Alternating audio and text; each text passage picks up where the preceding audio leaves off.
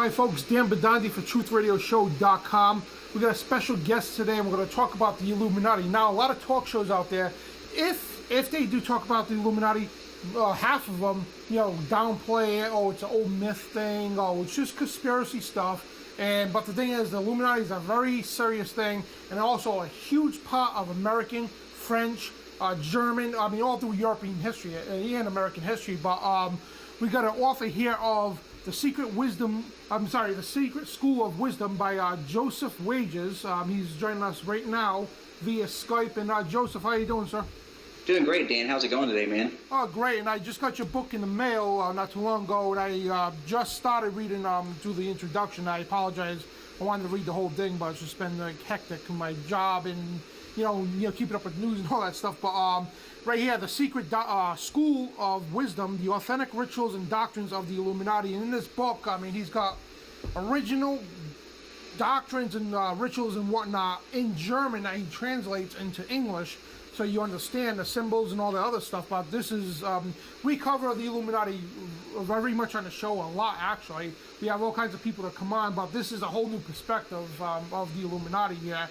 And Joseph, if you want to do a brief introduction of yourself, how you came into this secret of wisdom here? Oh, sure thing, Dan. Okay, so sometime about 10 years ago, like that, I'd listened to some radio show and they were talking about the Illuminati, and it sounded pretty interesting. So I started doing some research, and one of the first books I came to was Proofs of a Conspiracy by John Robeson. And so I started reading through the book, and like when I first started out in college, I started out going as a history major, but switched to engineering. And so like one of the things they teach you in there is like that, everybody writes, different things from their own different perspectives. And so when I was reading Proofs of a Conspiracy, it kind of, he had a lot of his information in there, but he didn't have, it was more his opinion and less based on fact, but also he was quoting from some German documents. And so I kind of looked at those in the footnotes. And what it kind of made clear in my mind is that he had some, badly rendered German words and for the titles of these books, and so it made me question, okay, well, what's really in these books? And so I set about to start collecting all these books. And so probably about 5 years ago, I was starting to get a whole lot of them, but there was this one book, Some Original Writings of the Illuminati Order, in 1787, and it was one of the first exposés. And so all these other books that were being posted up on Google and some of the other books that I collected, they referenced this one book, but it wasn't available. And so I hired a graduate student from Duke University to go and photograph the entire book for me. And when I had it, it really kind of unlocked a lot of things for me. And it put me into contact with Reinhard Markner. And so, from about 5 years on, we've been working on this book, and really didn't get going seriously until like the last 3 years when we started transposing all the text. And so what we set out to do was to basically take all of the existing Illuminati ritual documents, like every last one of them, compare them to what was printed, and then to work out the differences between the two. And there's little nuances and variations in all these different manuscripts, but for the most part, what they printed was accurate. But there was, some parts where maybe they had an earlier text and some of the later text. And so what we did is we incorporated all these revisions. And so what we basically have is we have like the most faithful copy of what the actual Illuminati ritual system was at the time of the order's demise in about 1785. And so that's, pretty much the idea of this book is for the reader to sit and decide for themselves after reading this ritual text, what were the Illuminati all about? What was their role? What was their impact? And you gain a sense of this by actually reading like their ritual system. And so what it does is it takes you all the way from the beginning to the end of the ritual system, and you get to follow along and kind of have the initiatic experience yourself for a secret society that hasn't been around for like some 230 odd years. Amazing. You compiled all that information into this one book. It was 400 and something pages here. It's like, again, I haven't got to read it yet, but I look forward to reading it. And you've been sending PDFs of these files here that's in the book translated to English, and these are in German right now, the ones I printed out. But I can't wait to actually dig into this, and because I've been an Illuminati historian for a while. I interviewed former Illuminati members, just people who know a lot about the Illuminati and all that. And I love getting all perspectives and all sides of the Illuminati and all that. And it's a big part of our history, a huge part of our history. And it's funny too, because colleges, they downplay it all the time. And if they bring it up, It was just a conspiracy, just a little group that didn't really matter much. And when it had a huge matter, especially with the writings from the founding fathers and so on. And now introducing into this book here, an introduction of, where do you start? I know there's a lot of information, so good question here. First question, where do we start here? Okay, well, let's start and let's kind of break down to the actual life cycle of the order. So we can really break it down into 3 phases. Like when they're first organizing, then we're going to transition into the actual development of the ritual system, and then we can conclude with how they fell apart, how it collapsed in Germany and ultimately was reabsorbed back into Freemasonry proper. And so I guess I'll just start off with the introduction part. So Adam Weishaupt, we all know he was a professor of canon law at Ingolstadt University. He was educated by Jesuits, and what the Jesuits did is they had a monopoly on the education system in Bavaria up until about 1773 when they were disbanded by the Pope. And so Adam Weishaupt was the first person to be elected to the position of canon law who wasn't a former Jesuit. And that was kind of a contentious thing because these guys, up until that point, had kind of been able to rigidly control the kind of the dogma and the curriculum, what was being preached. And so what he ended up doing he sensed this position, and through the influence of some of his former students in a few years prior to his ascending to this position in 1776, he crafted this secret society. Well, the first idea he had for it was this thing. He called it, what did he call that thing? The School for Humanities, what he called it. And basically, it was in about 1774 or 1775 when he develops this system. And am I still going? Yep. Okay, sorry, it was saying my connection was messed up or something. Oh yeah, just skipped, just froze for like a couple of seconds, but. Okay, no big deal. So anyhow, he gets this School for Humanity, and one of his students inspires it, and he works on it until about 1775, and then he stops to start the Order of the Illuminati. Well, the Illuminati, when called the Order of the Perfectibilist, and basically what it implies is that it's a philosophy that mankind is capable of perfection, and now not like pure spiritual perfection, but like perfecting his life. Basically living a moral, virtuous, and upright life, trying to be the best people that we can be. And that's what he was kind of going for. And also he was trying to inculcate a lot of the study of popular philosophy, science, and things like that that were just coming into their own, but had been kind of suppressed by the Jesuits and the academic system in Bavaria. And so he forms this Order of the Illuminati. And so from 1776 to 1780, that kind of is like the first phase of the order's life. And so what they were doing is that they were, it was more like a college fraternity and less like Freemasonry because they hadn't integrated fully into Freemasonry at this point. So from about 1777 to 1778, they start transitioning over, and they get this idea, hey, let's try and merge ourselves with Freemasonry, and we can use it as a good grounds for people to recruit for the order, and we can also spread it. So kind of from about 1778 to 1780, they were really planning on merging with Freemasonry. But the trouble is that Adam Weishaupt himself, he wasn't very far along in Freemasonry. He was only a fellow craft at this point. So in Freemasonry, there's 3 degrees. That's entered apprentice, fellow craft, and master mason. And basically, he'd only got to the 2nd degree, but he didn't attend the meetings very well, and so he wasn't very interested in that as much as he was in building his own secret society. And so it made it very problematic for him to fully integrate into a Freemasonic system with limited knowledge. Well, about 1780, he comes into contact with this guy, Baron Adolf von Knigge. And Knigge, he's up in Frankfurt, and he's a former member of this other Freemasonic order called the Strict Observance. Now, the Strict Observance, they were strictly observing a Templar origin of Freemasonry, and their system was founded by this guy, Baron von Hund. And so Baron von Hund, he has this little system, and it's all made up, mind you, so there's not any real connection to the Knights Templar, but he's using it as kind of a way to spread, and so it's kind of like a Christian Masonic system, right?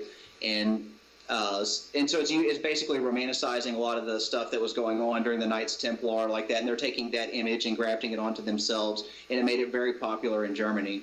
Well, Baron von Hund, he dies in about 1776, And so from 1776 to 1782, the strict observance is in a terminal decline phase because the strict observance was supposedly being led by these unknown superiors who were supposedly higher than Baron von Hund.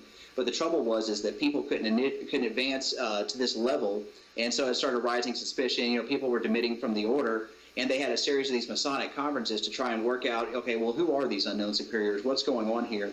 And so, you know, Knigge, he senses, and a lot of people sense, that, you know, the strict observance days are numbered, and so he gets this idea that he wants to make his own Masonic system. And he comes into contact with this guy, the Marquis de Costanzo, who was an Areopagus in the Illuminati. And the Marquis de Costanzo is like, well, hey, man, why would you want to make this entirely new system here? We've got exactly what you're looking for, so why don't you join up with us? And so Baron von Knigge, he joins the Illuminati, and he starts conferring their degrees. And so they only have 3 degrees at this point. It's a novice, Minerval, and Illuminatus minor, or Minervalus Illuminatus, depending on which way you want to look at it. And so what he ends up doing is he gets to this point where these guys are thirsting for higher degrees and, like, you know, some kind of Masonic integration. And so he starts writing back and forth to Munich. And when he's writing back and forth, you know, he finally gets in contact with Adam Weishaupt. And Weishaupt's, you know, he's impressed with the number of guys the guys are bringing to the order, because prior to this, there was only maybe a couple hundred guys in the Illuminati total. And, you know, he starts bringing them in by the hundreds. And, you know, it's his former members of the strict observance. And so he starts bringing all these people in. Well, what it basically does is it gets him into contact with Weishaupt, and Weishaupt lets him in on the secret that, you know, look, you know, these higher degrees, they only exist in my mind, and I really haven't found anyone who's been able to help me put these things together until you. So what do you say we work together and we'll develop this system out? Well, Knigge, he could have left at this point, you know, because it was totally a fraud. But instead, he decides to stick with him and write the Freemasonic degrees. And so Knigge, he comes into the order and he starts making a few revisions, right? So he goes to the Minerval degree, and he beefs it up and puts a lot of Masonic elements where he puts in a tracing board, the gaveling, the way the structure of the Minerval assembly goes. It's very reminiscent of Masonic Lodge. And so he starts adding these elements of Masonry into the lower class. And then one of the first things they start trying to decide is, you know, do we merge these first 3 degrees that we've got written, Novice, Minerval, and Illuminatus Minor, or Minervalus Illuminatus, do we merge them with Entered Apprentice, Fellowcraft, and Master Mason? Well, you know, Knigge argues that, you know, these aren't compatible ideas at all, and they need to be their own system. And so he takes a ritual book from the Lodge der Einigkeit, which means the Unity Lodge up in Frankfurt, and he takes their ritual book, you know, for their first 3 degrees and their constitution and, like, basically all the procedures and reports, and he modifies them, changes them to where they're exclusive to the Illuminati. So he kind of takes out some of the Masonic modes of recognition, removes some obligations, reorders some catechism questions around. And the reason why he does all this is because he wants it to be unique to the Illuminati. So that way, if a guy visits one of their lodges, they'll know right off the bat, just by the way he shows the modes of recognition, or might be able to recite a catechism, that he's not a member of their system. And so what it is, it's a means of identification, but also a means of exclusivity. And so what he does is he takes this, and then he starts working on the Scottish degrees. Well, the Scottish degrees come next, and he has one Scottish degree in his collection, which is the Knights Rosa Croix, which is the 18th degree, and I guess in today's modern, ancient, accepted Scottish Rite. But also, the Knights Rosa Croix was a terminal degree in the French Rite back then too. So it was like the highest degree. So if you're going to make your Masonic system look like it's authentic, you want to take elements from this ritual. And so he took the Table Lodge and put it in the Scottish Knight degree, and it's basically reminiscent of like not like a mass per se, but like, you know, the first communion, like the Last Supper of Jesus, like where they sit around the table and they drink bread, or they drink wine and eat bread. And so it takes elements out of that degree, and it merges it into their system. And then he also takes the password for that degree and a few other elements and puts it into the priest degree in the next class above.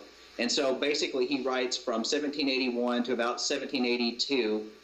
He writes both of these Scottish degrees, Scottish Novice and Scottish Knight. And then he goes to the next class of degrees above this, which is the Mysteries class, and he writes the priest degree and the regent degree. And so he takes these 2 degrees, you know, he borrows elements out of this, and what he's doing in this top level here is he's making the actual administrative system of the Illuminati order. And so the Illuminati order, you know, we basically at this point we can break it into 3 classes of degrees, right? So the first class is the Minerval class. It was also originally called the preparatory class, and it consists of novice, Minerval and Illuminatus minor, or Minervalis Illuminatus. So it's and two then degrees in one class, right? Yeah, this is the first class degree, so that's the degrees in that first class. Now, in the second class is the Freemasonic class, and so they've got the regular like what we practice today, Interdependence, Fellowcraft, and Master Mason, and then they put Scottish Novice and Scottish Knight on top of that in the Masonic class, and then in the Mysteries class, there's Priest and Regent, but they also had 2 degrees above that, but they never got finished out because so this is where we kind of transition into. Knigge, he's built pretty much the entire degree system, not Adam Weishaupt. Adam Weishaupt is only capable of doing really the first class of degrees. And so he develops 2 more classes of degrees for him. But, Adam Weishaupt, he's kind of a control freak. And they start feuding back and forth. And so Knigge, he finishes up the Regent degree, and he gets approval to go ahead and start conferring the degrees. Well, he confers a few Regent degrees, and he gets a packet in the mail that has all these revisions. It's like, okay, make these and these changes here. Well, he writes back and is like, look, I can't make these changes because if we make these changes now in the ritual system, these other people have already, been conferred this degree. They're going to realize that this isn't an ancient system at all, and that we've been making this thing up the whole time we go along. And so they get into this epic battle. They start feuding with each other. And finally, Knigge decides the right thing to do is just to resign from the order. And so from that point, he quits the Illuminati. And, Adam Weishaupt, about the same point in time, he loses his professorship in Bavaria. And also about the same time, there's this big land scandal going on where the elector of Bavaria, which is basically like the governor, he gets into this land scandal where he's trying to trade some land with Austria for a title of nobility in Austria, and the public catches wind of this, and so he uses this kind of this discovery and mentioning, because there's mentions of the Illuminati to kind of distract away from him. So the first thing he does is he issues an edict against secret societies. And he gets some of these members that are in the Illuminati, and they start he brings them in for questioning. They're like, well, I could see there's some dangerous elements here and here in this system. And so what it does is he causes him to issue another edict where it's specifically against the Illuminati. And, so at this point, Adam Weishaupt, he's already lost his job. He takes the cue and he leaves. And he goes over to a neighboring state. Duke Ernst II is the duke that he goes up under there, and he stays and he teaches college for the rest of his days under this duke's protection, so he can't ever be prosecuted in Bavaria, or brought in for questioning or anything like that. And so what happens here? This is about 1785. So the Illuminati, they're all spread throughout Germany. They're starting to make inroads into France, some of the neighboring countries, like all around like Central Europe. They're kind of spreading out into Italy and places like that. And so what happens is when they get cut off in Bavaria, if they're the Bavarian Illuminati, basically it's kind of like if you were to cut the head off the snake, right? And so, the snake's dead for all intents and purposes, but they're still, it's still wiggling around on the ground. And that's kind of what happened, up in the northern states and surrounding places like that, without any kind of central direction and leadership. The Illuminati themselves, they cease to function as a group, Masonically and otherwise. And so what ends up happening is they end up getting rolled back into Freemasonry proper. And so they kind of get reabsorbed back into Freemasonry. And that's, what's interesting about all the research in the book is, like, I was expecting to find, a lot of these, like a lot of political elements that were going on. But it turns out that the major subversive things that they were doing were actually within the context of Freemasonry, because the Scottish Knights, they would go out and they would join these other systems. They'd get their ritual books. They kind of spy on them, see if they could convert these lodges over to their system. And if they couldn't convert them over to their system, well, they would arrange for them to either their guys to get elected or to shut the lodges down to kind of subvert and thwart them. Well, but also, go ahead, man. I'm sorry. Weishaupt had a quote himself of stating that not exactly how the quote goes, but people, the public was already accustomed to Freemasonry, therefore they expected little of it. And what better place to hide within Freemasonry? I don't know if you got the quote up in the end. I should have printed that out before I came on. But he was stating himself that the best hiding place is Freemasonry, because the public already knows what it is and they expect little from it. Yeah, and so what he was doing basically is Adam Weishaupt. That was back like it's a letter. And so one of my partners in the book, Reinhard Markner, he's on another group, and they're doing this thing where they're documenting all of the correspondence of the Illuminati. It's called the Correspondence in English. And so what they're doing is they're taking every known and existing letter and they're publishing all these things out. So like volume 1 covers 1776 to 1781, the first half of it. And the reason why is because, like I said before, the early years, there's really not a lot of correspondence. Well, that particular letter you're talking about, it comes out of that first volume. And what he's talking about is that you can actually read about it in the preparatory essay in the ritual system. And basically he's saying that, that Freemasonry, it's in need of reform. We want to do this, like that, and the other. And the backdrop on it is, there's at this point in time, like in continental Europe, there's not like any main Masonic body. Each country has its own like little systems within inside of itself, and they all are kind of operating independently of each other. Well, some of these systems, they're really big into alchemy, looking for the philosopher's stone. Some of them even get into like start exploring into magic and things like that. Things that are totally not kosher by today's standards, but they were these rival groups. And so what he was talking about in there is that the Illuminati themselves, they wanted to use the Illuminati to spread to spread the order of they wanted to use Freemasonry to spread the order of the Illuminati around, but also they were desirous of like reforming a lot of these, weird and bizarre alchemical things as being the purpose of Freemasonry, because, the purpose of Freemasonry, at least as far as I'm concerned, like it's a club. It's like for self-perfection, right? And not like that anyone's capable of being perfect, without God or anything like that, but it's basically like it's a moral system, to live your life the best you can, to do the best you can for your family, to, try to be a good, peaceful citizen, to, that kind of thing, to basically be the best person that you can be.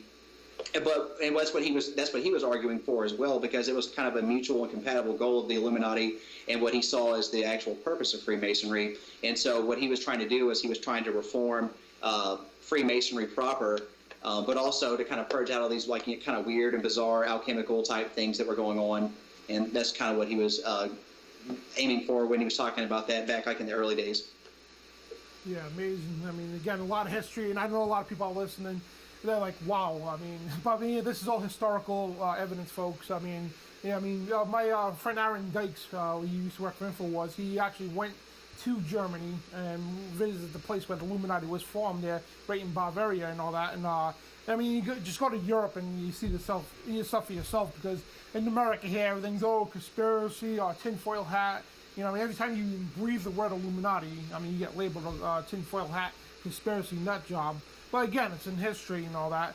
And now, Adam Weishaupt, now, where does he go from here? Now everything's in disarray. We got, his partner split off from him and everything else. Where does he go from there?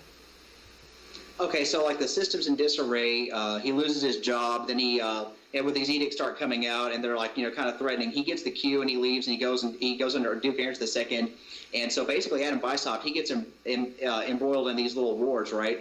And so like I said before, Carl Theodor, people loyal to his faction, like they start publishing, like they get copies of these ritual texts and also some of their letters. They do these raids on these. The ruling body of the Illuminati was called the Areopagus, and so they start doing these raids on these guys' houses, and they're able to capture, some of the ritual regalia, some of the ritual texts, a lot of their internal correspondence, and they start like cherry picking through these letters, right? Like kind of like if someone hacked my email, they could probably in 15 minutes find something that looks, damning or incriminating. And so what they start doing is they start cherry picking some of this stuff, like without any context behind it. Now, some of the stuff they pick out is actually valid, right? It's not, it's not like totally innocuous, some of the stuff that they're saying, but on the whole, what they're trying to do is paint it with it in as bad as light as possible.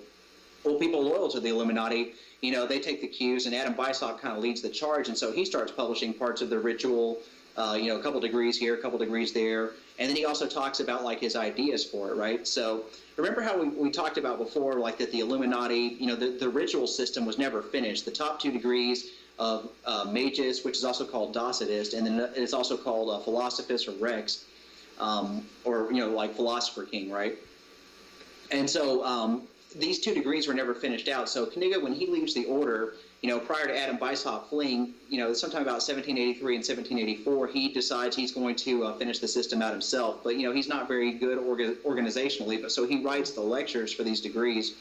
And, they're very, very, very powerful lectures. It's really deep stuff. Not anything really subversive per se in it like that, but it's kind of like he's playing off of Rousseau's discourse on the origin of human inequality.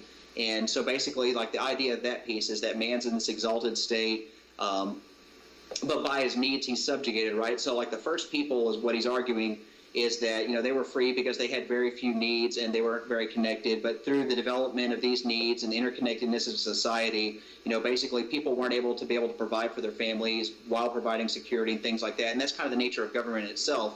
And so what he's arguing in here is that through these needs, we've become enslaved. We've given up our natural liberty. You know, we're basically dependent upon the goodwill of other people. And over time, this gets changed. You know, kings, principalities rise up. And then also, like, there was a lot of tyrannical stuff, like under the Catholic Church, that they kind of rose up too.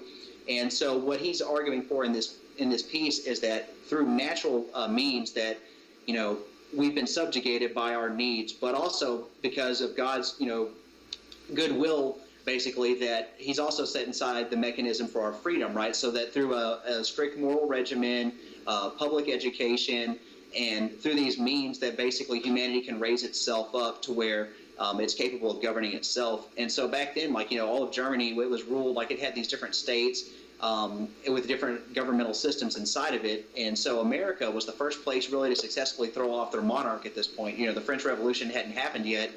And what they were arguing for is that, you know, we want a people's republic here. And actually, if you look in the ritual text, there's 3 separate references, and they speak highly of America, you know, where that basically that this is kind of like what's going on. And so what they're seeing is Adam Weishaupt's writing this degree at the same point in time that the Treaty of Paris gets signed in 1783.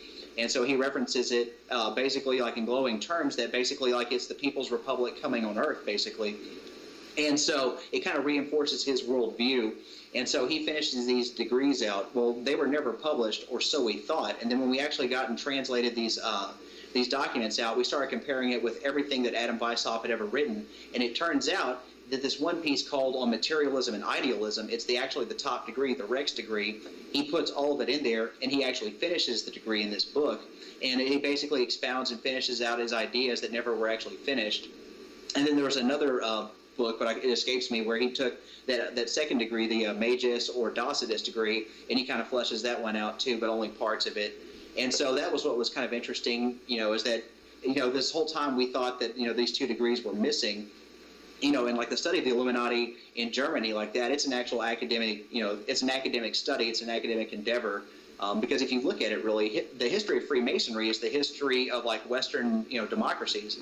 And so basically Adam Weishaupt from this point forward, he goes into exile, he starts getting in this publishing battle, starts putting out different things, you know, and so you have 2 sides working against each other, and he publishes like a whole string of books. The German Union, I believe?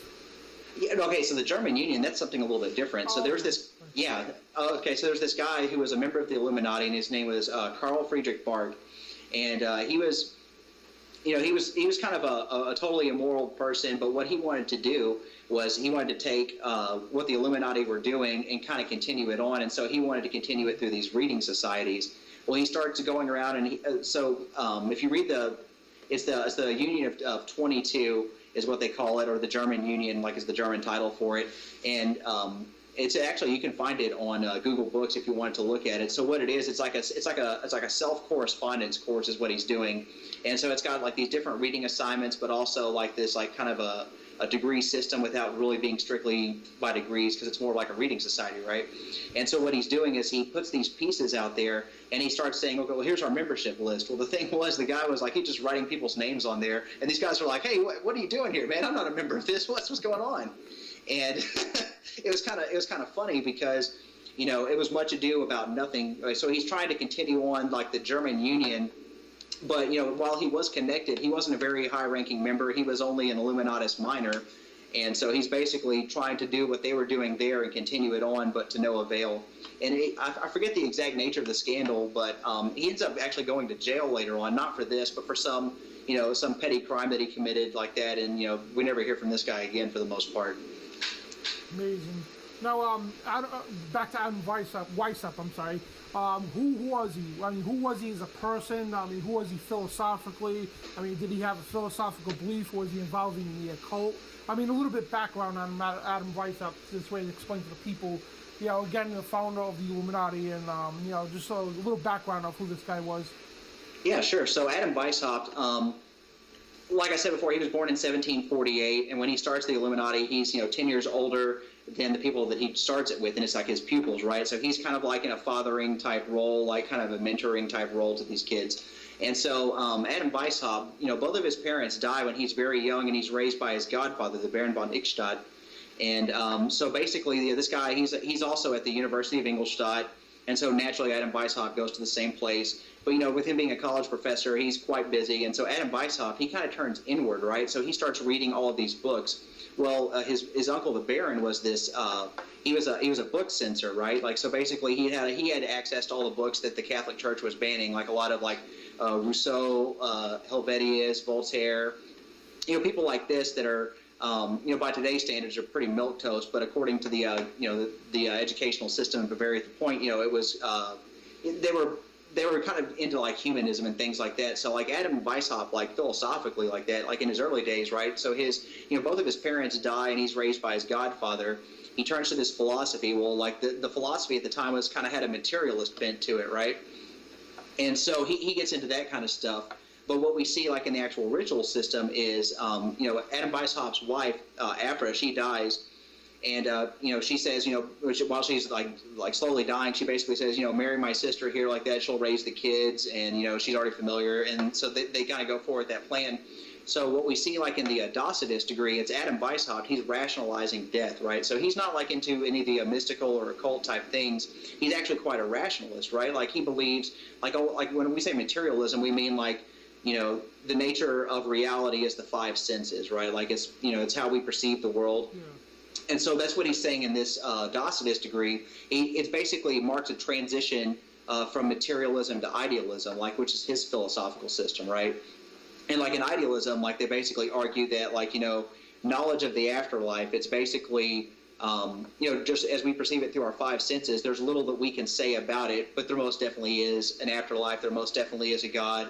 There most definitely is, a soul. And so that's what they're arguing with in this piece, is that it's basically like, how do we describe things that we can barely understand and perceive through our five senses? And so what he does is he uses a lot of inductive reasoning to try and prove his point that there is a God, there is an afterlife, and there is a human soul. And I think a lot of it, too, like if you think about it, with the death of his wife, and also, he was orphaned for like at an early age by both of his parents. What he's basically doing is he's trying to rationalize and come to grips with like our own like finite, lives basically. And that's what's going on here, is that he's rationalizing out, like that basically that, we only have a certain amount of time on this earth. And, that's kind of like what his worldview is like that. Now, if we also can understand like psychologically, like what happens to people like when they encounter trauma and stuff like that, like when they're in their early ages and stuff like that, like it kind of leads to like, when he turns inward and he turns more to books like that, it leads to more like narcissistic, almost like sociopathic type behavior patterns, right? And so what he does is he sees himself in this position of authority, and he gets like this idea, like what they call magical thinking, that, why I'm the person alone, I'm going to raise humanity up to its exalted virtue. And so he's inspired by all these books. And so through this philosophy, he's actually trying to enact these reforms, and he sees himself as this great and important person to do all these things, when in point of fact, he's just one of many people. I'm not discounting like his works, like he's brilliant philosophically, but at the end of the day, like that, he's totally overestimating his own means as well, because if we look at the amount of ritual content he produced prior to Kniga joining the order, it's scant, right? And then after Kniga leaves, he can barely finish these lectures for these 2 degrees, and so he's probably totally overestimating his own abilities. And that was another story, I forgot the guy's name, but the man that was struck by lightning and the documents he was carrying was, I think, confiscated by the Russians, I believe. Yeah, so it was a guy named Lanz was his name, Yakov Lanz, and he was one of Adam Weishaupt's friends. He was in the local Munich lodge, and so what Weishaupt was doing, and this is in between the first edict and the second, and so what he's doing is he's basically, remember how I was telling you about the Scottish Knights would go and spy on different Masonic systems? Yep. Okay, so that's what he was doing here. So his dispatch papers were to go, I think it was somewhere in the Czech Republic is where he was going to, if I remember right, but I could have it wrong. Maybe it was Poland, but it doesn't really matter either way. So he basically, he's given these papers, and it's like his instructions there is basically, go find the worshipful master of this lodge, find out what Masonic system they're practicing, see if they've ever heard of our order before, see if they might be You see what their opinion of us might be. And so what they're doing is he's on a mercenary mission where he's basically trying to gather intelligence about these Masonic systems and also see if there's like a theater of operations. And so what they were doing is they were basically expanding the Illuminati system out right up until the very end. And so that's what he was doing. And so they're out walking in this courtyard where this thunderstorm comes up and it strikes the ground and it kills him dead. And so Adam Weishaupt, he takes off, and then so that they find his body. And it's sewn inside the body are these dispatch papers, right? So like if he was ever stopped, no one would know what he was doing. And so it was just basically like his instructions is what he got struck with. And so, they print these things like that. And again, it doesn't look good because they put this edict out that says, okay, secret societies, it doesn't say which ones, but secret societies, you guys can't continue to do this stuff like that. And then the second edict after they did this stuff like that, they named the Illuminati by name because they have their instructions to go out and spy on all these other systems. And that was what was going on there. And now the funding, I heard, there's a lot of people were stating like historical stuff about the Rothschild actually funding the Illuminati at one point. Well, that's what's weird is like, so Rothschild at this point is like Mayer Amschel is his name, and he's up there in Frankfurt, right? So in Frankfurt, at this point in time like that, he was a Jewish guy. He was a money lender, like kind of like in the ghettos of Frankfurt, right? Because if you look at like Judaism in Germany. Germany for the most part at this point in time is a Christian nation, right? So in a lot of ways, they were kind of like more like second-class type citizens, like in the ghettos over there. And so if you look at some of the early instructions, like that are in the book in the ritual system, it excludes people who are not Christians from joining the order.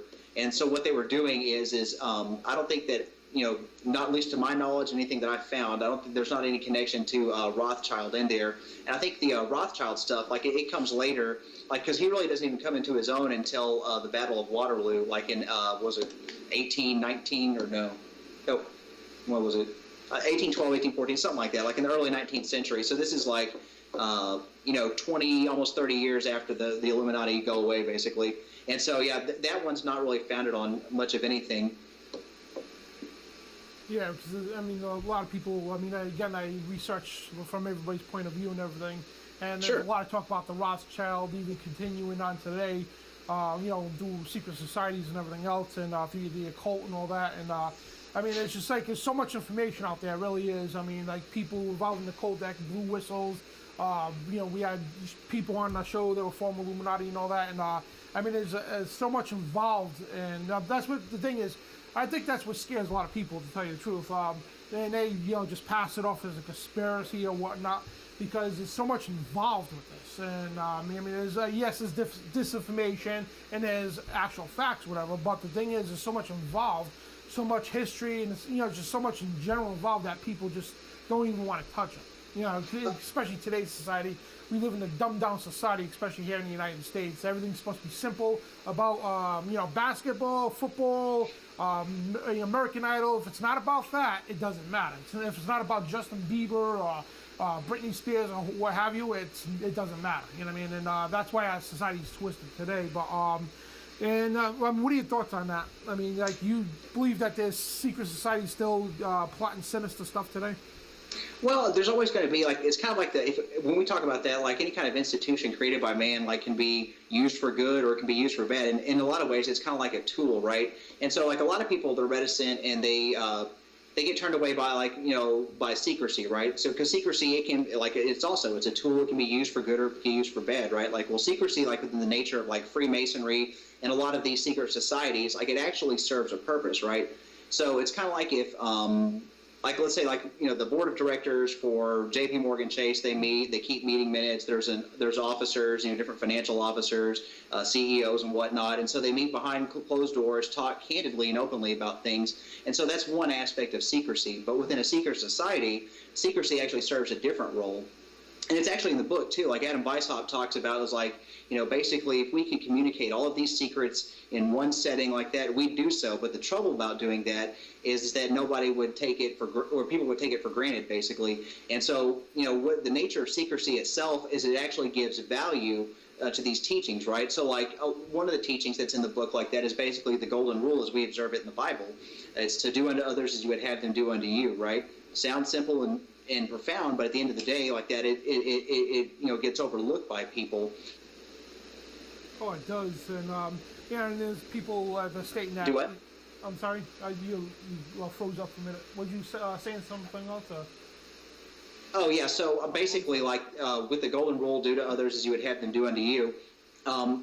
If you teach that same lesson under the guise of a ceremony, some costumes, elaborate pageantry, things like that, the candidate hangs on every word, and what it does is it makes an indelible mark in their mind, right? Because here they've paid money to join and belong to this secret institution, and they're giving them these instructions under the guise of a ceremony, and so he's hanging on every word. And so that's what the actual purpose of secrecy is in a secret society, is to burn an indelible mark into their mind. Now, there's like I said, there's always going to be groups of people conspiring to do things together like that for good and for bad purposes. It's just the nature of humanity. But, basically, like, a lot of things that muddy the water about the Illuminati is, they're not the first guys to use the name Illuminati, and they're not the last guys to use the name Illuminati. Like, with the context of this book, we're talking about the historical Bavarian Illuminati. And so there was these guys before them called the Alumbrados, and they were like in the 1500s in Spain, and then there was the Illuminis of Avignon. They were in France in the 1600s. And so what it was is that they were doing like kind of like a mystical Christianity type thing is what they were into. Now the Illuminati were a little bit different than that, and their idea for using the word Illuminati comes from like in the early church days. So remember, Adam Weishaupt, he's raised up under Jesuits. He's basically got a Catholic perspective, like on education and also on as far as like religion. And so he's referring to some of the early church fathers' texts. And so what they say was that people, when they were first baptized and they took their first communion, they were called Illuminati. Like, it's a Latin word; it just means enlightened. And so that's what they were going for. But there have been several groups. Like after the historical Illuminati fall apart, there was these guys named the OTO, Ordo Templar Orientis, and they come along afterwards, and they basically claim like a historical lineage to the Illuminati. They have a couple degrees named after them. And if you actually look at the content of what they're talking about and compare it to this ritual system, it's at total odds and ends because, I'm sorry, wasn't Aleister Crowley involved with that too? Yeah, that's exactly right. That's the same guys.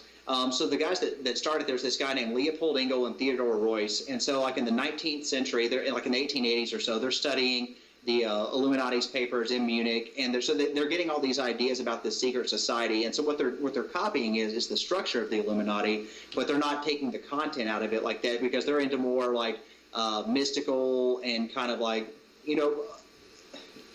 I guess like the occult, spiritual type stuff like that. They're really big into that, and that's really popular at this point in time. Whereas the Illuminati, when they were around, it was basically more like reason, rationalism, that kind of stuff like that really what the Enlightenment was all about. And so what ends up happening is these guys, they basically just take, the structure and they take a couple degree names, and that's about it. And they basically claim this historic lineage to the Illuminati.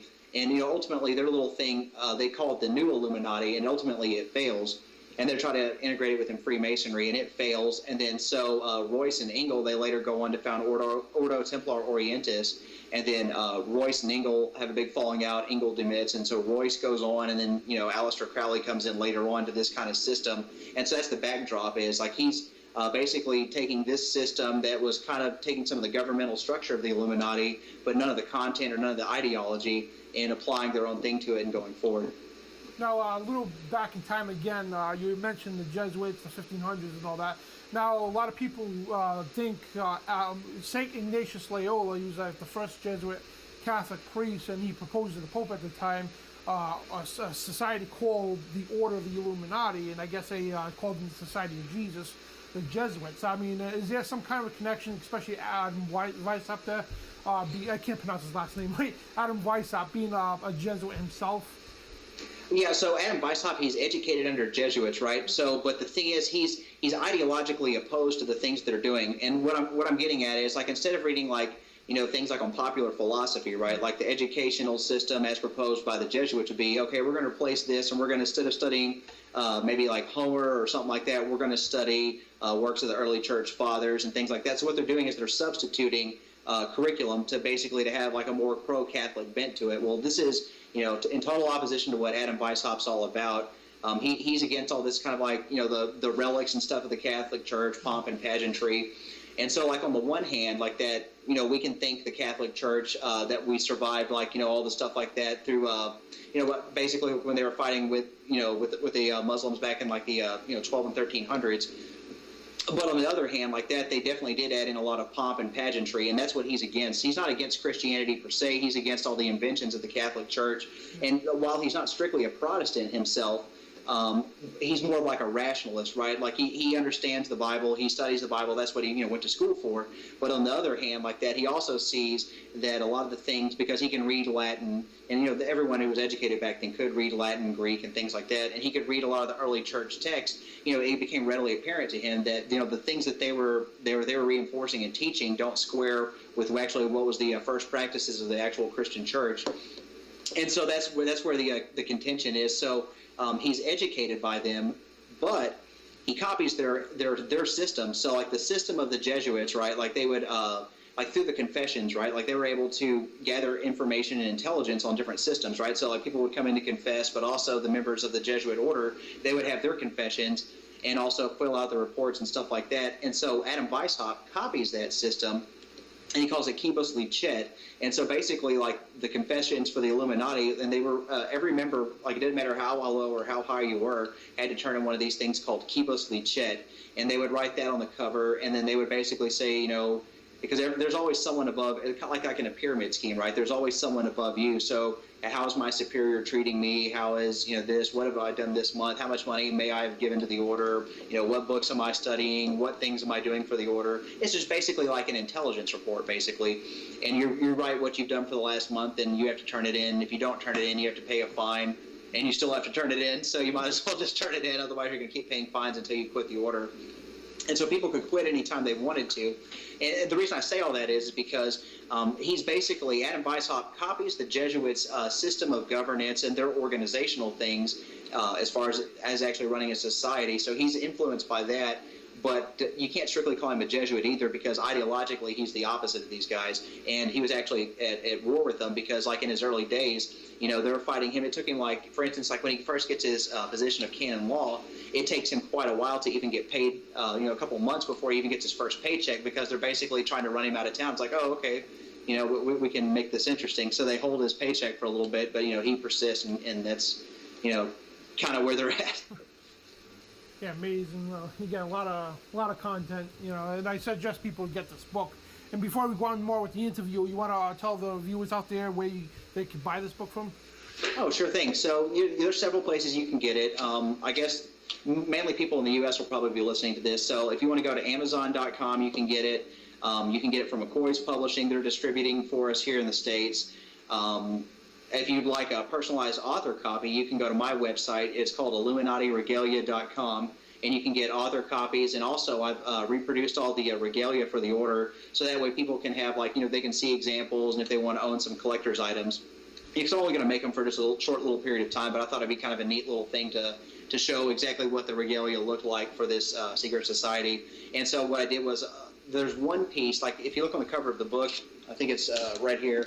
Like if you look at that owl on the cover of the book, it's actually what the Minervals would wear in their Minerval meetings. And so there's 3 of these jewels that are known to exist in the world, and 2 of them are in a museum in Germany, and one of them is in private hands here in the States. Well, I'm working with a guy who has that one, and we've made copies of it, and so you can actually have a copy of what the Minerval medallions look like. And it's actually kind of neat, or at least I think so anyways. Oh, that's what you saw on your website? Yeah, so I've got those up there, and then I've also got the lodge carpets, aprons, things like that, just to give people an idea of what was going on. And, what's really interesting about it is, like, if you look at the regalia like that, they were taking a lot of elements from all these different Masonic systems, like the tracing boards, for example. They were copying out of the French system, and so they were using like a lot of the French-inspired tracing boards, but they tried to change them up a little bit, make them look more like their own. And then their aprons, it looks more like the English system. And then they take the Scottish aprons and stuff like that. Well, actually, the Swedish Rite today uses very similar regalia to some of that stuff. And the reason why it's similar is because, they were taking what was already popular, what already existed at the time. And so even though the Illuminati are gone, like these ideas and like kind of inspired themes for this regalia continue on to today. but it's not the same system, but it's just they come from the same inspiration. And so the Illuminati, their Masonic system was called the eclectic rite, and what they were doing was eclectically borrowing from all these other systems, to make it look like, to give the veneer of an authentic and ancient system, even though it wasn't. Amazing, really is. And the tracing board, if I'm correct, that's just a board that you chart your path to enlightenment. Is that correct? Yeah, so like if you look in the book, it shows you like how to lay out a lodge room, and it's all like in the manuscript. So the illustrations and stuff in the book are straight out of the best copies of the best ritual books. And what it does is it shows you how to set up the lodge room. Well, with the tracing board, it's put like in the middle of the lodge room, and they only had 3 tracing boards in their systems. And what it is like for each degree has its own tracing board. And what it is, they basically they go around the lodge room, and then they take the obligation and whatnot, and they step across this carpet. Well, on this carpet, it's got all these different symbols and stuff like that, and each of them kind of has like a moral lesson that's tied to it. And if you read through the book, you can find out what all these symbols mean and what's the purpose and that kind of thing like that. And so what you get is you basically have like all the best illustrations from all the best ritual manuscripts that exist, and it's that's okay. Yeah. So basically, what you're left with is you have all the best ritual manuscripts, and so that's where all this regalia comes from. Is like everything that's outlined in all the existing copies today, and that's why I thought it was kind of neat and important to put all this stuff out there. Is just to people want to buy a collector's item, great, but more importantly, just to actually know and recognize, kind of read about a ritual like in a book, but it's another thing to actually conceive like with an actual image of what it might have looked like. Yeah, amazing. And again, it's a lot of historic significance. And also wanted to go back to Weishaupt real quick. He did have a nickname called Spartacus. Is that correct? Spartacus after the who was a Greek warrior or something? I forgot who Spartacus was. Yeah, so Spartacus was in ancient Rome. He was the guy that led this slave revolt, right? And maybe that's how Adam Weishaupt saw himself, right? Because here he is, he's kind of being beat up on by the Jesuits a little bit, and he wants to free the minds of the people, like in Germany, but also not just Germany, but to raise mankind up to its highest exalted state, as kind of outlined by Rousseau, like 10 years prior to his getting this idea for the secret society. And so what he's doing is he takes the name Spartacus, right? Well, why is that significant? Well, if you look in the Illuminati itself, like say Dan Bidondi joined the Illuminati, he would have an order name, and what you would do is you'd pick a person like out of antiquity. Now, early on, people got to pick their order names, but later on, they were assigned to them. And like one of the tasks that people would do is they would have to research everything there was.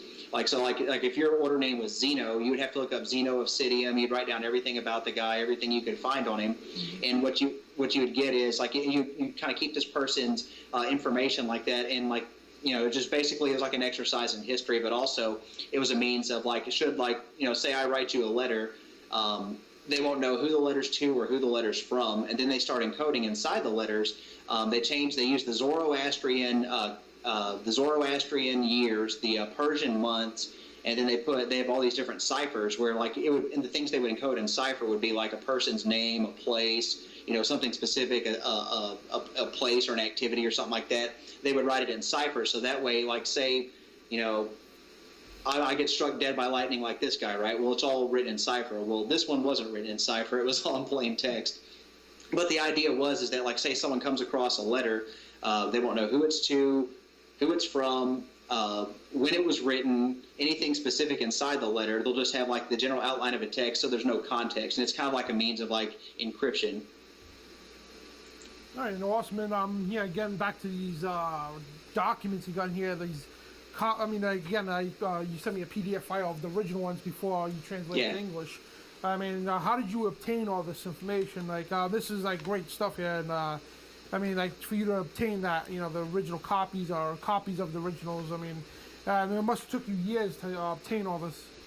Yeah, and so things really get interesting because so it's through my contacts with Reinhard Markner. Like he's like one of the leading Masonic scholars in Germany, and I can't say enough nice things about the guy. He's a good friend, but also he's very, very, very precise and very methodical with his historiography. And then he's a professional historian, so like he writes on that correspondence series of books. Well, he lives not very far from the secret state archives in Germany, so. if we think about like, all these ritual texts like that, they were all together. The ones in Munich that were seized and all these raids, they were all together until the Nazis come to power, right? And then there's different ritual texts and things like that where all these different lodges throughout Germany. So when the Nazis come to power, they think that Freemasonry is a Jewish plot for world domination, and so but I think also too, maybe that might have been ridiculous. Maybe they just didn't want any kind of opposing institutions with any kind of secrecy. I'm not sure what the actual impetus was, but either way, they go and they close down these Masonic lodges, gather up all their papers, and so the Nazis would take these papers and send them back to Berlin, and the division of the SS called the RSHA, they would study these papers, looking for this plot, but of course nothing ever came of it. And so at the end of the war, because it's the SS that's looking through these papers, at the end of the war, like in April and May, they box up all these papers and they take it to this cave in Silesia, which is like today, like it's Poland, right? Well, the Soviets capture all this stuff and it goes to Moscow. So it wasn't just like, remember the Nazis, they conquered Europe, right? So like they basically had the entire Masonic history of continental Freemasonry in Europe. They had it all like locked up and it went to Moscow, and a lot of this stuff was just put away for a long time. Now, not everything, they didn't get access to everything, but they got most everything. And so until like the late 80s, early 90s, this stuff's locked away. Now, some of this stuff gets returned to Germany in the 50s, but not all of it, and then a lot more gets returned like in the 90s. And so it's what's called the Asobi Archive in Moscow. There's one of the documents of this thing called the Schwedenkiste, and what it is, it's got Goethe, it's got his little signature and his biography, and it's one of the folios of the Illuminati's correspondence, and it's still over there, kind of like as a relic. Like the Germans have copies of the stuff, so they have everything they need to know from it, but it still stays there as a relic. But most of the papers have been returned to Germany, and so a lot of these manuscripts that are housed in the secret state archives. Well, Reinhardt's a researcher there, and using the Schwedenkiste and also going out about different lodges and different family archives throughout Germany and elsewhere about Europe, he's able to get access to all these papers. And so that's why I think his research, like in the correspondence series, is important as well. Because what we're getting the actual, like, every letter that exists. And the best part is, because some of the most important guys, they actually kept family archives and papers. Some of this stuff has been lost to time, probably most of it, to be honest. But the most important people actually kept their papers. And so he's getting access and has access to all of these different things. And so it's through Reinhardt that we got all these different ritual texts, but also some of these other lodge archives have some of these other ritual manuscripts. And so we were able to basically take every known example and compile and merge them together. And what we do is we get a sense of like how things developed over time. So a lot of these manuscripts aren't dated, but you can look at like the word usage, when things are added, when things are subtracted, kind of changes like that. And if you compare all the known examples, you get an idea of like which came first. And that's what we've done, is we've merged them all together. And so what you have is probably the most faithful copy in any one place, with all the best illustrations of what the Illuminati were actually doing at the end of their life in about 1785. Amazing. Again, a lot of history, and I know going forward in time, backwards in time, and modern day ages. But now in the modern day ages, there are people claiming they are in the Illuminati. There's Illuminati factions running around in Hollywood, TV, the music industry. What are your thoughts on that? Yeah, so I mean, like I said before, there were groups that were already called Illuminati beforehand, and there was groups that were called Illuminati afterwards. Now we can follow the Illuminatis through this one lodge in Goethe, where they were corresponding with some people in France. We can follow like a trail for these guys up until about 1792, but really they get absorbed back into Freemasonry. That's what's going on. Is like one of the final acts of one of the northern lodges up in Germany. They basically are merging themselves and reforming a French Masonic system called the Philal-Phase. And what they're trying to do is purge them of all this alchemical and mystical stuff like that. And so they take 2 of their degrees, merge it with their system, and then they ultimately get wiped out, like in the French Revolution, right? So there's like kind of 2 major factions in the French Revolution. There's the Girondins and the Jacobins after Robespierre comes to power. Well, the Illuminati were more aligned with these guys called the Girondins, which they were kind of like, they weren't for killing the king, basically, and that wasn't very popular with the Jacobins, and so they were all pretty much wiped out. And so a lot of like important Masonic history in France gets wiped out in the French Revolution. It's just the nature of these things. And so the reason I say all that is because, the Illuminati, they basically as they existed, they stopped functioning altogether by about 1792. Now, there's all these groups afterwards. Like, there's Engel and Royce had their new Illuminati for a little while. Then there's OTO, which claims to be Illuminati. And then there's all these other little sub-faction groups that people that, they want to say they're descended from the original Illuminati. Well, like when you actually look at this ritual book and compare it to the things and the systems that they're working, it's really incompatible, and it's not really the same thing. And what it becomes clear is that, because the name Illuminati existed beforehand, this society used it, then they went away, and then other people have used it afterwards. People like to use the mystique and the intrigue of the, kind of the myth of the Illuminati. And the reason why it's important for them to do so is because the Illuminati, they're really, other than Freemasonry, they're like one of the first secret societies to be exposed. It was very contentious like that. Then you get people that, write proofs of a conspiracy afterwards like that. Everybody puts their own little bent on it, And so what happens is that there's these different groups. People are inspired by different things, and they want to claim lineage to that. Now, let's look what's going on in popular culture, right? Like, people think that, Illuminati, this is an Illuminati at the VMAs, this is that, and the other like that. And they're definitely doing some occult stuff, but the actual Illuminati, the historical group itself, isn't an occult order at all. It's more like a rationalist order, a restorationist, a philosophical type thing. It's more like loosely a Christian Masonic order and less about the occult. And what's interesting about all that is, and so why would they do that? Why would they keep doing it? Well, like, if you go to Google Trends and you type in Illuminati, it's like one of the hottest topics around, even more popular than Freemasonry, right?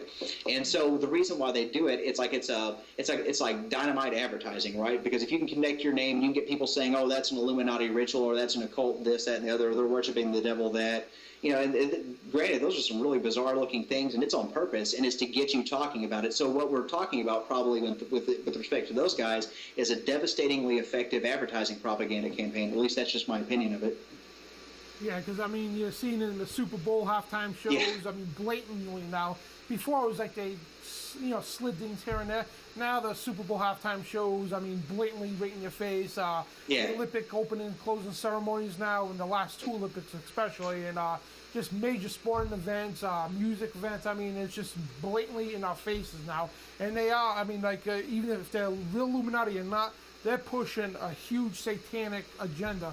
As you know, the New World Order and these global elite, they're just a bunch of Luciferians. They want, global one world order, and they're using every means necessary to get people not only accustomed to it, but to think, hey, it's just a good thing, it's a normal thing. All humanity should be under one flag, and it's pure evil, plain and simple. And but the Illuminati, they, even to this day, they still have a huge footprint in history. They do.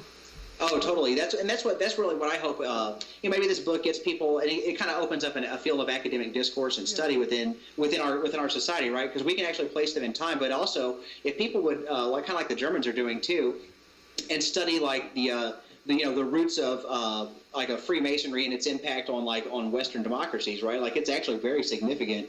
Like, for example, right? Like, within our own country, right? We had in the Boston Tea Party, there was this thing called the Lodge of St. Andrews. And so, in the Lodge of St. Andrews, like that is, Paul Revere and these guys like that, and they meet above the Green Dragon Tavern. Well, I've got, images of the actual minute book of the Lodge of St. Andrews, and they organized the Boston Tea Party at this place. And it talks about that, like a week before the Boston Tea Party, it says that, a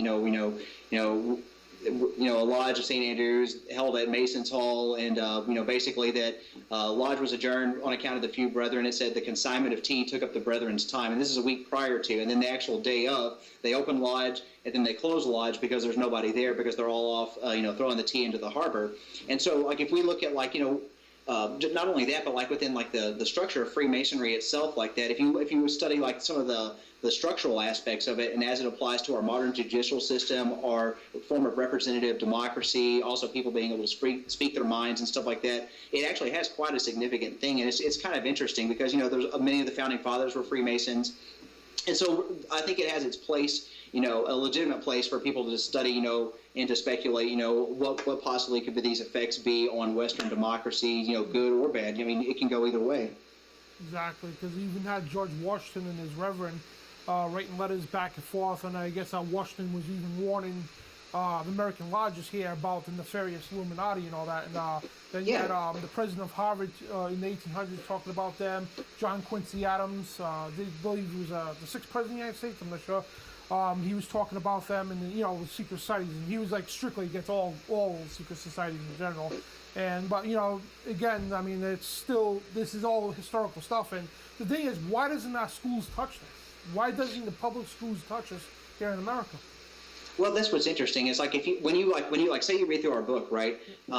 We toned down the language just a little bit, because if we actually used all the proper words like that, like in 18th century vernacular like that, it'd be incomprehensible. Not I can understand it, and a lot of people can probably understand it, but it's kind of like if you read something from Thomas Paine, right? Yeah. You have to really concentrate and think about what you're reading to grasp the full impact of what he's saying. And it's the same thing with this stuff too. And what it shows you is just how far humanity has fallen, in terms of education, right? Yeah. And that's kind of one of the things. It's wow, these guys, here it is, the 18th century, that, but they're studying philosophy, psychology, science, things like that, and it kind of shows you. And a lot of these guys, they were all self-taught. There really wasn't organized public schooling back then. Education was mainly for the upper classes, and lower classes like that would study and apprentice under a trade system. Now, while there's virtues, to that system, of course, what we find is that, within academia proper, today, even our public education system, we have different things like that, like the Common Core education system in America, and really, or No Child Left Behind, things like this. And really, what we come to understand is that, it's education to the lowest common denominator. So instead of trying to raise people up, they're actually pushing people down, and it's insanity, because you're not getting anything. You're actually making dumber people for it, really, we suffer. Like the founding fathers, for instance, Thomas Jefferson, Paul Revere, all these guys. By the time they were 30 years old, they accomplished more in 30 years of their life than most people do today. Now people today, they get out of high school, they'll go on a trade and probably, become a mechanic. That's it for the rest of their life. These guys, by the time they were 30, they were politicians, they were soldiers, they were philosophers, they were authors, they had many walks of life. Very intelligent people. I mean, the kid, 12 years old back then, could, this book, for example, or the Bible, whatever, they could read through that and comprehend everything and probably recite the whole thing, because they weren't clouded to, with the TV today, the Disney crap and everything else. And the thing is, what makes me laugh the most is they say, oh, evolution, we're more smarter, bigger, faster, stronger than we ever were in history, when that's not even the truth. I mean, a 12-year-old back in the 1800s, 1700s was more smarter than most adults today. Yeah, and then you couple and compound all that with all these different distractions. Within my own children's schools, right? They're like, hey, you can bring a tablet to school. And I'm like, hey, how about we don't? Because if you get these kids hooked to a device, they're not critically thinking about anything. They're not learning anything like that. It's kind of it's what I call academic bulimia. It's like binge and purge. They binge on all the information before the test, purge it out on the test, and they don't retain any of it. And it's sad, because with a lot of these, and I know it's probably well-intentioned, at least loosely, that, oh, we're going to educate all these people. But the trouble is, by standardizing education, you're locking teachers within kind of in a stall, where they can only operate within a narrow band. Yep. And they have less of an impact, and they put way more kids in classes like that. And then it's just the quality of the education, everybody suffers for it. And then so on one end, the education system through quote unquote reform has actually dumbed itself down. But in the other sense, that, with all these different distractions, with television, video games, tablets, cell phones, things like that, those are also useful tools, but you can't be applying them in an academic setting. People need to get the information. People need to read books. People need to do these kind of things. And that's, at least in my opinion, I think that we could, as a society, it's not too late for us. We can go back the other direction, but we have to choose to go back the other direction. And we have to, enact meaningful reforms and changes. And we can actually, even as a person yourself, right? You could, study with your kids, study reading the different books, philosophy, things like that. There's all kinds of books and information out there like that, but unfortunately, you won't be getting that kind of education and learning in a public setting, and not even in like state schools and colleges, right? It's the same system there. Oh yeah, they don't teach you what you can believe. They teach you what you're going to believe, what they want you to believe. Right. And I studied the founding fathers at an early age, and I have family on my mother's side, Native Americans, the Wampanoag tribe that go back with George Washington. They actually fought. Well, I mean, the chief of our tribe here, he's got a document from George Washington when he was a general. If you align with us in the Revolution, we'll give you back some of our land. We got the land from that, and but we have a deep-rooted history in American history. But yeah, I studied these guys, and I'm 40 years old now. I've already been a pilot. I've been a professional wrestler, electrician. I mean, like a talk show host, a politician. I mean, I've been down the ladder. I mean, and I stay, God willing, I have 40 more years, and there's still a world of adventure I want to accomplish. I mean, I want to go, become a helicopter pilot now, and just do different things. I mean, I'm not rich at all, but I mean, the thing is, no money can replace all those things I've learned in life. I had like probably 60 different jobs in my life. I mean, everything. I mean, like, and when I was in school, I studied everything. I didn't want to be, occupied on one thing. I wanted to, be how you say that, a jack of all trades, master of none, and just like the founding fathers. I mean, and it's great. And today again, everybody's centralized. So you got to, that's why they put them in these schools there, these academic schools that say, hey, you learn your academics, but you concentrate in the career, like auto mechanics, whatnot. So that's all you learn. That's all you know when you go into life. I mean, by the time I was out of high school, I mean, I had a vast knowledge of everything. Especially when I started, I get into a job, sit there for 6 months, a year, learn about it, that kind of style. Then I'll move on to a different thing, learn something else. I was always learning stuff. And I'm, again, 40 years old, and I still, God willing, another 40 years, I want to do so much more. I really do. And I'm just never satisfied just doing that one thing. And that's what being human's about. And they're taking that away from kids in school. I mean, you got the Agenda 21 by the United Nations. Their documents say they just want to centralize everything, nanny-nize you to say, hey, your son, Joseph, your son, the state deems him, he's going to be a chauffeur. Yep. Oh, it cut out for a second. Sorry about that. Yeah, the society, the globalists, they say, oh, Joseph, your son, we already decided his career for him. He's going to be an archaeologist. That's it. You know what I mean? And that's what they want to do is they want to monitor every aspect of your life. And they don't want people like yourself, like myself, that like to go out and explore life and learn different things. They don't want that, especially asking questions. You never want to ask questions. They don't want that at all. That's a big no-no.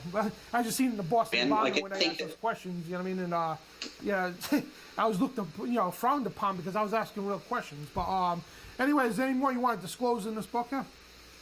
No, I think we touched on all the subjects and stuff like that. Like now, what you're saying about like being like an explorer and looking at all these different things in life like that and taking life to the fullest, right? I mean, like if we think about it for a second like that, we're created in the image of the Creator. Well, what does the Creator do? He creates, right? Yep. And so because we're creating that image, we can create anything that we want to as long as we can conceive of the idea in our mind and believe in it and like make small incremental progress towards anything. You can accomplish anything. I mean, this book is proof of it, right?